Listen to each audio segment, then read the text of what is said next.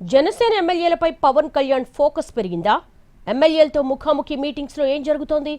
ఇప్పటి వరకు చూసి చూడనట్టు వ్యవహరించిన డిప్యూటీ సీఎం ఇకపై అలా ఉండదలుచుకోలేదా అంటే అవుననే సమాధానమే వినిపిస్తోంది. ఈ హఠాత్ పరిణామానికి రీజన్ ఏంటి? ఎమ్మెల్యేల వ్యవహారాన్ని పవన్ పర్యవేక్షించాలనుకోవడం వెనుక ఉద్దేశాలేంటి? Let's watch. 2024 ఎన్నికల్లో పోటీ చేసిన అన్ని స్థానాల్లోనూ గెలిచి 100% స్ట్రైక్ రేటుతో ప్రభంజనం సృష్టించింది జనసేన.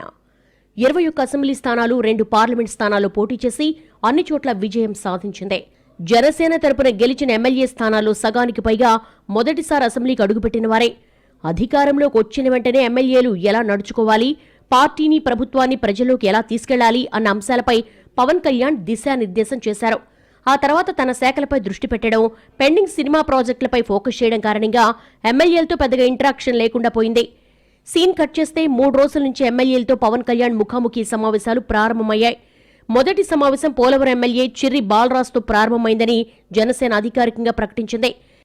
ఎమ్మెల్యేలతో పవన్ కళ్యాణ్ 1-to-1 సమావేశాలు పెట్టడానికి కారణం ఏంటన్నది పార్టీలోనే చర్చకు దారితీసింది.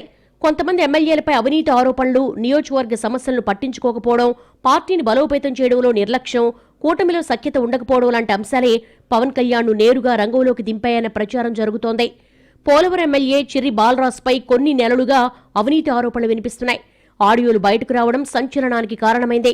అలాగే మరికొంతమంది జనసేన ఎమ్మెల్యేలపై కూడా అవినీతి ఆరోపణలు, నెగిటివ్ ఫీడ్బ్యాక్ నేరుగా పవన్ కళ్యాణ్కు చేరినట్టుగా సమాచారం.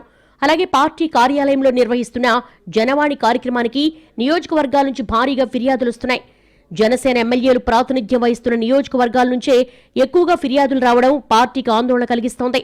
ఈ నేపథ్యంలోనే పవన్ కళ్యాణ్ ఎమ్మెల్యేలతో నేరుగా 1-to-1 సమావేశాలు పెట్టి ప్రశ్నించడం మొదలుపెట్టారని సమాచారం. ఎమ్మెల్యేలుగా ఉండి కూడా ప్రజా సమస్యలు ఎందుకు పరిష్కరించడం లేదని, బాధితులు ఎందుకు పార్టీ కార్యాలయాన్ని ఆశ్రయించాల్సి వస్తోందని పవన్ కళ్యాణ్ ఆగ్రహం వ్యక్తం చేసినట్టుగా తెలుస్తోంది.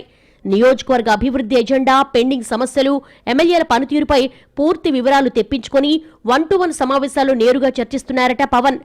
ఎమ్మెల్యేలతో పవన్ కళ్యాణ్ 1-to-1 సమావేశాలకు మరో కారణం కూడా ఉందన్న ప్రచారం సాగుతోంది. టీడీపీ అధినేత చంద్రబాబు నాయుడు గత కొన్ని నెలలుగా తమ పార్టీ ఎమ్మెల్యేలతో 1-to-1 సమావేశాలు, సమీక్షలు నిర్వహిస్తున్నారు. అవినీతి ఆరోపణలు, పనితీరు ఫీడ్బ్యాక్ ను నేరుగా ఎమ్మెల్యేల ముందే పెట్టి హెచ్చరిస్తున్నారు. ఎంతమంది ఎమ్మెల్యేలు సరిగా పనిచేయడం లేదు అన్న విషయాన్ని బహిరంగంగానే ప్రకటిస్తున్నారు. ఇప్పుడు అదే తరహాలో పవన్ కళ్యాణ్ కూడా తన పార్టీలో ఇంటర్నల్ క్లీనప్ డ్రైవ్ ప్రారంభించారని టాక్. అందులో భాగంగానే ప్రజల నుంచి ఫిర్యాదులు ఎక్కువగా వస్తున్నా అవినీతి ఆరోపణలు ఎదుర్కొంటున్న ఎమ్మెల్యేలతో ముఖాముఖి సమావేశాలు నిర్వహించి కఠినంగా హెచ్చరిస్తున్నట్టుగా సమాచారం. మరోవైపు ఎమ్మెల్యేగా గెలిచిన తర్వాత నియోజకవర్గానికి ఏం చేశారు, ఎంత అభివృద్ధి జరిగింది, ఎన్ని నిధులు ఖర్చు చేశారు అన్న అంశాలపై కూడా పవన్ కళ్యాణ్ ఆడిట్ చేస్తున్నారు. నియోజకవర్గాల్లో ఉన్న ప్రధాన సమస్యలు, వాటిని పరిష్కరించడానికి ఎన్ని నిధులు అవసరం, ఎమ్మెల్యేలు తీసుకొచ్చే ప్రతిపాదనలపై ఎమ్మెల్యేల నుంచే నేరుగా రిపోర్టులు కోరుతున్నట్టుగా తెలుస్తోంది. మొత్తానికి జనసేన ఎమ్మెల్యేపై పవన్ కళ్యాణ్ ఫోకస్ పెరిగిందన్న విషయం స్పష్టంగా కనిపిస్తోంది. ఈ 1-to-1 మీటింగ్స్ పార్టీలో ఎమ్మెల్యేల పనితీరులో ఎంతవరకు మార్పు తీసుకొస్తాయన్నది చూడాలి.